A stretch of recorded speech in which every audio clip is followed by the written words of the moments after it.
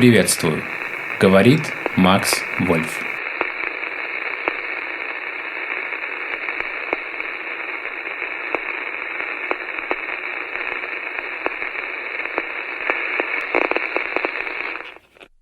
Данное интервью было записано в 1997 году. Его герой – кавалер рыцарского креста, оберштурмбанфюрер СС и личный адъютант Адольфа Гитлера Фриц Даргес. Фриц Даргес воевал в составе частей Waffen-СС, начиная с французской кампании. В составе дивизии «Викинг» принимал участие в операции «Барбаросса». Однако в этом интервью он вспоминает о другой стороне своей службы – о времени в роли адъютанта фюрера. Фриц Даргес – интересная фигура, довольно часто всплывающая в мемуарах разной степени правдивости. С его именем связано множество историй, как, например, та, что он был отправлен на Восточный фронт из-за того, что довел фюрера. Легенда гласит, что во время важного совещания фюрера дремала муха, ползающая по карте фронта. Раздраженный Гитлер приказал Даргесу разобраться с ней, на что тот ответил, что поскольку разобраться надо с летающей мухой, то это забота адъютанта от Люфтваффе. Другие сплетни приписывают ему роман с сестрой Евы Браун, Гретель, которая в то время уже ожидала ребенка от группенфюрера СС Фегеляйна. Впрочем, авторами этих слухов не было предоставлено никаких весомых доказательств. Фриц Даргес скончался в октябре 2009 года. Незадолго до этого он дал последнее интервью, в котором называл Гитлера гением и откровенно признавался, что вновь служил бы ему, представься ему такой шанс сегодня. Посетившие его журналисты были шокированы. Он встретил их в инвалидном кресле и с железным крестом на груди. Беседы с ним были названы не иначе, как посещение неисправимого. Интервьюер впоследствии вспоминал: он был необучаем, он сидел там в своем инвалидном кресле и до самого конца восторгался своим фюрером. Согласно последней воле, мемуары Фрица Даргеса должны были быть опубликованы после его похорон. Газеты тогда горделиво писали, что теперь-то у отрицателей Холокоста не останется никаких оснований для своих теорий. Якобы воспоминания Даргеса, лично присутствовавшего на ряде важнейших совещаний, станут последним гвоздем в гроб теориям заговора о том, что Гитлер не отдавал никаких, даже устных приказов о пресловутом окончательном решении. Поднявшееся тогда воодушевление прессы быстро сошло на нет, а мемуары не изданы и по сей день, хотя прошло уже больше 15 лет. Вместо этого в 2014 году была издана книга под названием «In Inneren Kreis». Однако основой для этой работы стали лишь предсмертные интервью Фрица, перепечатанные в виде книги. Так или иначе, вашему вниманию представляется интервью Фрица Даргеса 1997 года. Я родился в Альтмарке в 1913 году. Альтмарк – это старейшая часть Пруссии, так что я, как говорится, пруссак. Там же я получил образование в народной и в частной школе, а затем в марте или в феврале 1933-го я вступил в Лейбштандарт в Берлине, потому что именно там хотели отобрать небольшую группу лидеров, которую впоследствии отправили бы в высшую фюрерскую школу или в офицерскую школу. Там нас подвергали физическим и психологическим испытаниям, и, надо сказать, довольно жестким. Короче говоря, нас вместе с одним студентом-юристом из Гамбурга выбрали. И с 1 апреля 1934 года нас направили в школу для молодежи в Бад-Тёльце, Верхняя Бавария. Мы находились в подчинении армейской офицерской школы Мюнхена под командованием генерала фон Кохенхаузена. И уже потом, после всех экзаменов, я попал в полк Германия. После испытательного срока я стал инструктором у новобранцев. В отряде мне дали разнарядку в высшее партийное руководство. Дело в том, что Гиммлер имел намерение подготовить всех этих выпускников школ, юнкеров, обучить их как в военном, так и в политическом отношении. Поэтому меня откомандировали в штаб Гесса в Мюнхене. Для меня Мюнхен был настоящей мечтой. Это было в 1936 году. Тогда я представился Гессу. Сразу скажу, что Гесс был для меня личностью, которую я крайне уважал. Никакого алкоголя, никакого никотина, никаких оргий. Он был аскетом. Социально, если можно так сказать, совсем не был связан с Берковским кругом, Адольфом Гитлером или Гёрингом или кем-то еще. Он был ярым почитателем Гитлера, без всяких «но» и «однако». Но с ним не было таких светских раутов, как с другими. Как и с Гёрингом, в принципе, хотя это изредка и случалось. Так вот, это был Гесс, честнейший человек, неподкупный и неразвращенный, чего многие другие о себе сказать не могут. Однако этот человек был неподкупен, как и тот, о котором мы, возможно, еще поговорим. Так вот, я оказался в коричневом доме в Мюнхене. Меня нагрузили кипами бумаг, и я должен был ознакомливаться и отфильтровывать новейшие партийные дела. Но никак не в юридическом смысле, я не принимал решений, лишь для ориентации в ситуации. И вот не прошло и 4 недель, как я должен был явиться к начальнику штаба Гесса. В то время им был будущий рейхсляйтер Мартин Борман, женатый на фантастической женщине, дочери адвоката Буха. Очаровательнейшая женщина, перед которой я и сегодня снимаю шляпу. Он же был жесток и эгоистичен, фанатичный сторонник Гитлера, но в отличие от Гесса, он не сторонился мутных дел. Я представился ему и затем был снова откомандирован, на этот раз в Нюрнберг. Там готовился партийный съезд, туда же я и должен был направиться.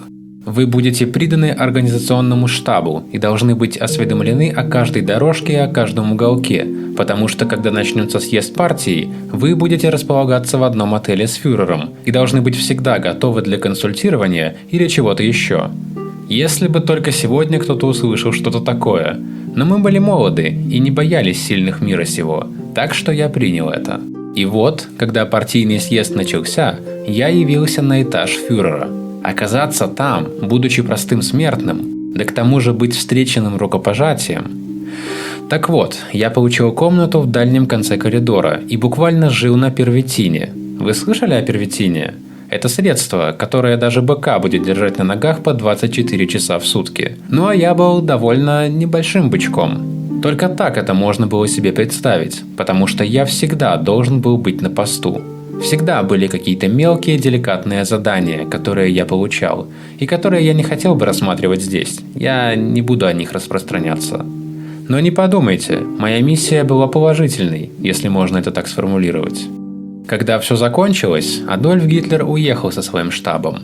Борман всегда был рядом, и я должен это подчеркнуть. Борман пытался сделать себя незаменимым. Всегда был рядом. Но в дальнейшем Борман повысил и меня, и предоставлял мне различные возможности испытать приятные вещи на задворках моей службы. Я получил приглашение в Байройт, даже в тамошний знаменитый отель. И да, в 1936-м, когда Адольф Гитлер и его приближенные гостили в Байройте, я жил в Бернике, Борман тоже. Отель Бубе Берника, я помню это как сейчас. Ну да, для меня это был, конечно, грандиозный опыт, потому что я смог, как говорится, познакомиться с Вагнером. Для всех, кто хотел вырваться из повседневности, такое мероприятие было чем-то большим, чем светский раут, хочу я сказать. Ведь там собирались сливки общества, причем такие, что в это даже не верилось. Все одевались во фраки и собирались вокруг фюрера. Это подошло к концу. Я оставался в штабе Гесса. А в 1937-м был запланирован визит фюрера в Рим. А дамы, это была фрау Брандт, они сказали, хотя должно быть это была Ева Браун, мой фюрер и другие господа отправляются наслаждаться в Белой Италии, а мы сидим дома. Вот так. Вскоре после этого было решено, что дамы совершат поездку в Италию одновременно с государственным визитом, но отдельно. Им не разрешалось, и они не могли принимать участие официально. Отправиться было решено, как это говорят, полулегально, и они искали квартирмейстера для путешествия, и в конце концов выбрали меня. Борман, который всегда держался рядом с фюрером, все разузнавал, занимался всеми вопросами, сказал: «Мой фюрер, у меня как раз кое-кто есть». В то время, после Нюрнбергского Байройта, у меня не было больше никаких контактов с Гитлером. Так что Борман послал за мной и сказал, что у него для меня есть очень сложная, но приятная работа. Вы будете ответственным за путешествие. В вашем распоряжении будут 2 кабриолета «Мерседес». Поедет Ева Браун, ее сестра Гретель Браун, фрау Брандт, фрау Морель. В общей сложности 4 или 5 дам и 2 мужчин. То есть я как ответственное лицо и со мной профессор Морель. Тот самый профессор Морель, которого в круг ввел Хоффман и который оказывал фюреру медицинскую помощь. Для меня это было приятным облегчением, потому что он говорил на французском и итальянском языках, которыми я не владел. Так что языковых трудностей у нас не было. Мы сопровождали государственный визит фюрера через Рим и Неаполь. В Риме стали свидетелями грандиозных событий, в том числе ночного представления в Колизее, которое мы наблюдали с трибун, а в Неаполе мы оценили парад подводных лодок. Там мы пребывали на гостевом корабле, не имея ни званий, ни имен. Но в этом плане лавировать было довольно сложно. С одной стороны, необходимо всегда пребывать в уверенности, что дамы в безопасности, то есть их нужно держать в поле зрения, а с другой стороны, им нельзя было мешать. Ну, с этим все получилось, и затем мы отправились из Неаполя на Капри, откуда вернулись через Милан. Всю эту историю вы можете себе только представить. При мне был кошелек, сумма внутри которого была огромна, ведь Адольф Гитлер платил за всех участников, и, конечно же, за всех дам с Оберзальцберга. Так что по ночам кошелек буквально лежал под моей подушкой для сохранности, вот как-то так. Я должен был распоряжаться бюджетом и всегда иметь достаточно средств в запасе на случай непредвиденной ситуации, как, например, поломка в пути или вообще билеты на обратный самолет. Что-то могло пойти не так в любой момент – в Неаполе, Риме или Мюнхене, но все шло хорошо. Последним рубежом была немецко-итальянская граница. Тогда не было таможенных послаблений, как сейчас. Я совершил звонок на немецкую сторону, но мне не было сказано, что мы сможем проехать просто так, без контроля. Наркотиков у нас не было, да тогда чего-то такого еще и не встречалось. Но дамы, конечно, набили обе машины шелками и великолепными вещами под завязку. Так что это был определенный риск для нас. Я сидел в первой машине, и все паспорта были у меня на руках. И вот мы приезжаем к станции, я уже не помню, как она называлась. Так вот, я не поверил своим глазам. Все таможенники стояли в линию по стойке смирно. Я же достаю паспорта, подхожу к старшему офицеру и говорю: «Вот документы. Я надеюсь, дамам не придется выкладывать все». Он отвечает: «Все в порядке, можете проезжать». Вот так просто. После обеда мы приехали в Берхтесгаден. Я остановился в гостевом доме в Высокий Гёль. Только тогда я смог закинуть нога на ногу, слава богу. О, я вспомнил. В Милане ко мне обратилась Ева Браун и спросила, сколько у нас еще осталось денег. Я отвечаю: столько-то и столько-то. И тогда она говорит: тогда я смогу еще каждому здесь сделать по маленькому подарку. Очень щедро. И каждый получил что-то свое. Я купил себе модную шляпу от Борсалины и все такое. И вот в 6 вечера звонит телефон. Это ординарец Линге. Мне сказано, что фюрер приглашает вас на ужин. Это был главный шок дня. Но совесть моя была чиста. В итоге я был немедленно принят в Бергхофе личным адъютантом Брюкнером. Вы находитесь в личном жилище фюрера. Все, чем здесь угощают, оплачивается фюрером. Здесь царит уютная и непринужденная атмосфера. Все, о чем здесь говорят, остается в этих стенах. Вы слушаете и на выходе забываете. Уют и безопасность должны быть гарантированы. Вы знаете, что для вас это большая честь сидеть за этим столом. Так я вошел во внутренний круг Бергхофа. В штабе как раз возникла напряженность. Там были вышеназванный Брюкнер и молодой офицер-ординарец, мой товарищ по юнкерской школе. Так вот, у них возникли разногласия с интендантом, и Адольф Гитлер прикрыл его и сказал остальным: «Господа, большое спасибо, у вас новое задание». И тогда Брюкнер, находившийся вблизи фюрера с начала 20-х, ушел. Его служба там заканчивалась со дня на день. Вторым молодым офицером был Вюнше, чьим преемником я впоследствии стал. И вот так меня отправили в рейхсканцелярию в Берлин. Когда я спросил, зачем я туда еду, мне ответили, что Адольф Гитлер не любит привыкать к новым лицам. Это во-первых. Во-вторых, он был человеком, который всегда нуждался в охране, на которого было совершено множество покушений и так далее. И у него были люди, которым он доверял, и которых, как ни странно, всегда посылали к нему. И я завоевал его доверие в 1936-37 году. Вот почему я попал туда. Не потому, что я был каким-то особенно талантливым или выдающимся человеком. Ведь было много людей, которые были гораздо способнее и делали все лучше меня.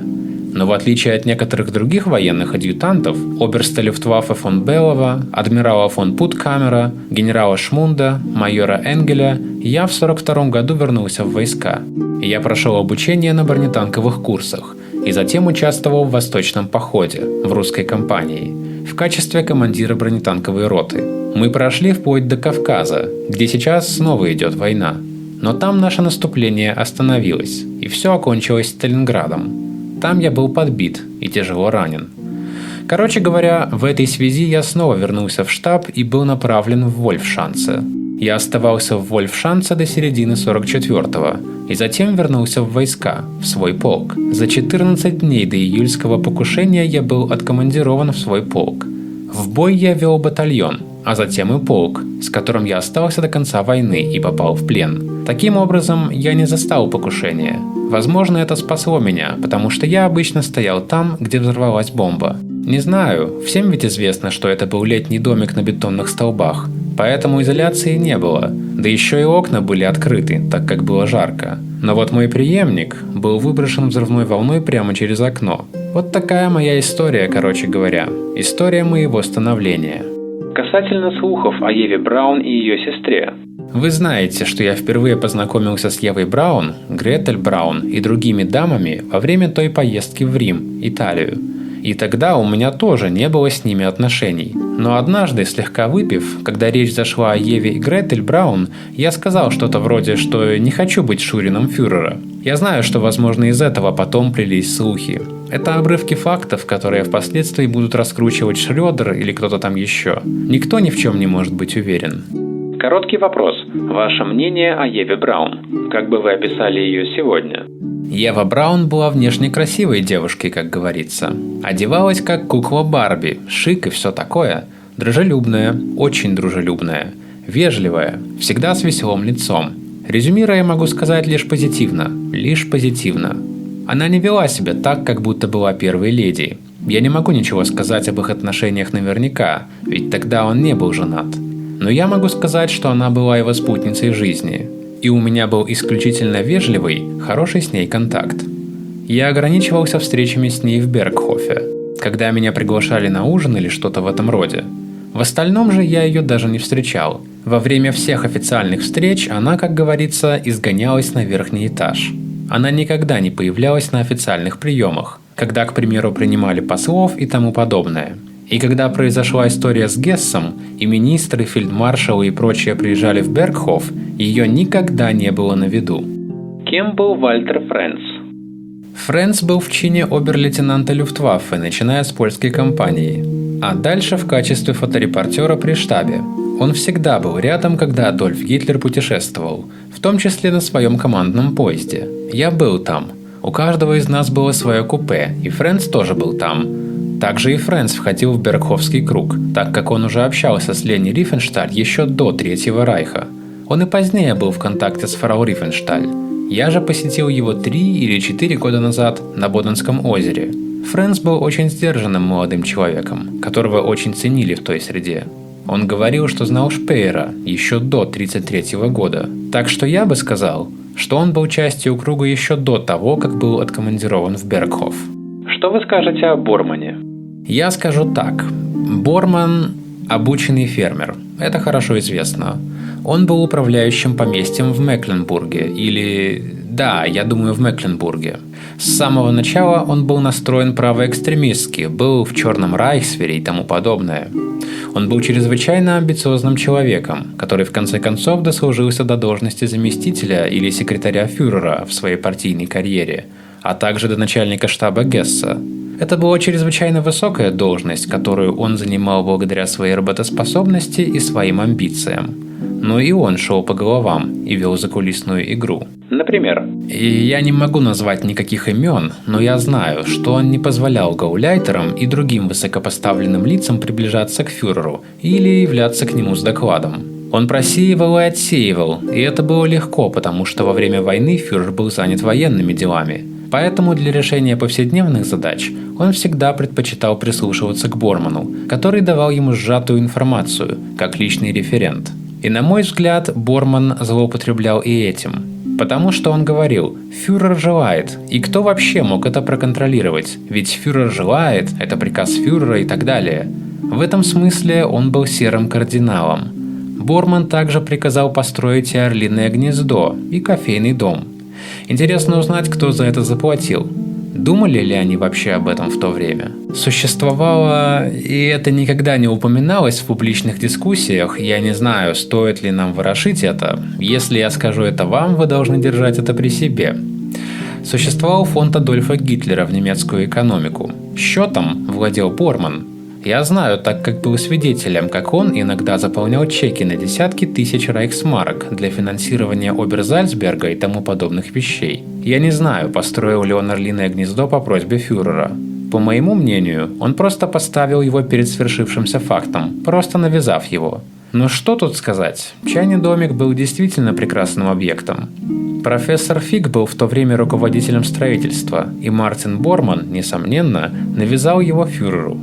Я же, во всяком случае, официально был там лишь однажды, когда французский посол Франсуа Поне прощался с нами. Адольф Гитлер пригласил его подняться в орлиное гнездо.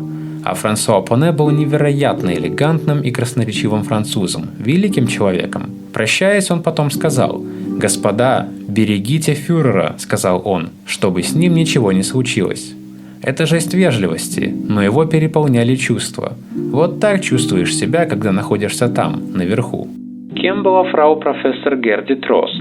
Фрау-профессор Трост обладала выдающимся вкусом. Она проектировала мебель и интерьеры, и, конечно, это нашло отражение в домах Бормана. И, конечно, Борман имел возможность распространить это также и на Бергхоф, где все было обставлено действительно со вкусом. Все самого лучшего качества, но не для показухи, никакой показухи. Как выглядели будни Бергхофа? В мирное время адъютанты прибывали в Бергхоф по утрам, докладывали о делах партии, составляли программу визитов, также докладывал Борман. В мирное время прибывал еще министр Ламмерс из берлинской канцелярии. Он должен был организовывать заседания кабинета и тому подобное, быть связующим звеном с правительством. Хотя вы же знаете, что тогда руководилось довольно авторитарно. Однако все эти господа прибывали для своих докладов. Фюрер не совершал далеких поездок, разве что ездил в дом фрау Тот в Хинтерзее, а в остальное время прогуливался до чайного домика. Ужин всегда был официальным, а после него либо слушали музыку, либо устраивали грандиозную дискотеку. Либо же показывали фильмы, да, в мирное время мы смотрели фильмы. Конечно, пожелания дам всегда имели больший вес, но я знаю, я сам видел немало фильмов, которые действительно вдохновили Адольфа Гитлера. Это были знаменитые фильмы Гётце, которые действительно великолепны, даже если вы посмотрите их сегодня. Я знаю, что Гитлер однажды сказал Шаубу: «Шауб, отправьте этому актеру телеграмму» или что-то в этом роде. Настолько он был увлечен. Он горячо любил Линц. Он хотел превратить Линц в метрополию искусства. И я помню это очень хорошо, потому что однажды он вдруг решил поехать в Линц, чтобы что-то увидеть и обсудить. Тут же была выслана передовая группа, состоявшая из Ратенхубера от Крипа и меня, как личного представителя. Мы отправились туда, и это следовало держать в тайне. А потом случилось так, что кто-то проговорился, кажется, кто-то из Крипа, и Адольф Гитлер застрял на своей машине в толпе по дороге в Линц. Для нас это было невероятно неловко. Царило такое напряжение. Люди кричали так, что едва можно было высунуть лицо. Но самое плохое – это когда они повисали на переднем радиаторе автомобиля. Так или иначе, его любимцем всегда был Линц. Не Вена, а Линц. Вы видели, как он делал зарисовки или планировки Линца или что-то в таком роде? Нет, не видел. Но все его рисунки, которые он набрасывал на скорую руку, хранились также в моем сейфе. Я имею в виду все, что я смог собрать. К примеру, как когда итальянский король отрекся от престола, и Италия стала республикой. После обсуждения военных дел этому уделили несколько минут. Говорили с великим генералом Йодлем. Иногда Йодль и Гитлер вообще говорили между собой на диалекте. И там повсюду лежали большие листы бумаги, и Гитлер набросал флаг Итальянской республики, руководствуясь своей интуицией. Я забрал его с собой, и он остался в сейфе. Это были итальянские цвета – зеленый, белый и красный, а посередине – фасции ликторов. Это была превосходная идея, потому что Италия в свое время была действительно спасена фашизмом. Ценил ли он профессора Родриха Фика? Он был прекраснейшим человеком, этот профессор Фик. Я знаю, что у него были напряженные отношения с Борманом, потому что у Бормана были совершенно другие представления.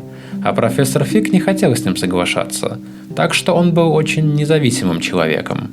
Еще несколько слов о докторе Фрице Тотте. Я повторюсь, Фриц Тот был для меня примером для подражания в кругу партийных лидеров и самых ответственных людей в государстве. Я считаю его неподкупным, стойким в своем поведении, прекрасным человеком, каким он был, как я знаю, в отношениях с семьей и сотрудниками. Музыкально одаренный, скромный, сдержанный и работящий, умный и особенно в области техники, и верный последователь фюрера. На самом деле, я пережил лишь одну турбулентную ситуацию на Оберзальцберге. Она случилась ввиду полета Гесса в Англию. Всем все было ясно, и нужно было найти способ успокоить наших союзников, японцев и так далее. У нас ведь был союз против коммунизма и все такое.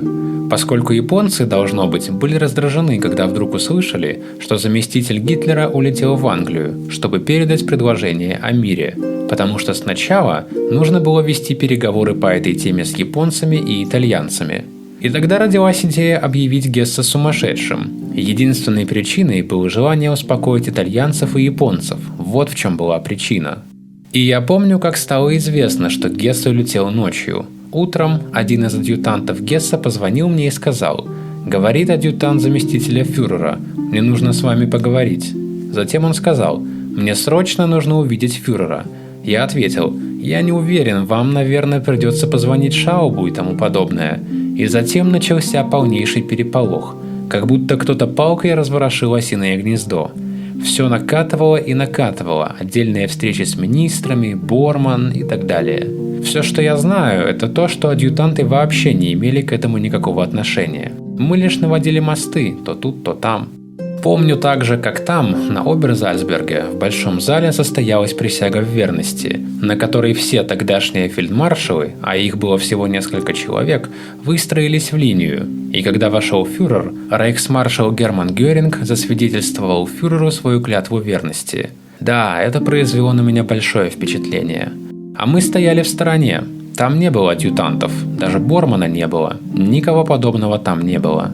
Когда меня спрашивают, почему вы молчали там наверху, зная, что войну уже не выиграть, то я могу лишь сказать, что вы не имеете представления об авторитарном режиме, при котором от простого штабного офицера нельзя ожидать, что он скажет то, чего не скажет сам ответственный начальник генерального штаба. Расскажите об Отто Гюнше. Гюнше был в составе подразделения сопровождения, но Гюнше был одним из тех, кто отправился на фронт на полгода или год, так что он участвовал в войне. Думаю, он был ранен и все такое. Гюнше заменил меня, когда я отправился на фронт. Он стал моим преемником. Как и у всех адъютантов, у меня был надежный сейф в бетоне под новой рейхсканцелярией. Там были все мои дневники, все документы о моем продвижении по службе, подписанные Адольфом Гитлером. Там же была моя почетная шпага и другие подарки. Я оставил их там, думая о своем отце. Он просил меня привезти их домой, на что я ответил: «Знаешь, если пойдет рейхсканцелярия, то и я погибну». Так я сформулировал это тогда. Но я выжил.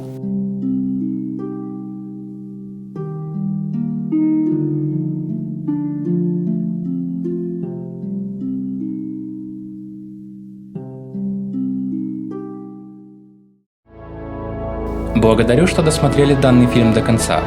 Отблагодарить меня вы можете, поставив лайк под видео или высказав свое мнение в комментариях. Это очень помогает продвижению. Также не забывайте подписаться на канал. Здесь вас ждет еще много чего интересного. И, наконец, переходите по ссылке в телеграм-канал. Именно там я выкладываю литературу по теме видео и источники, фото и аудиоматериал, а также многое-многое другое. Встретимся там. До связи.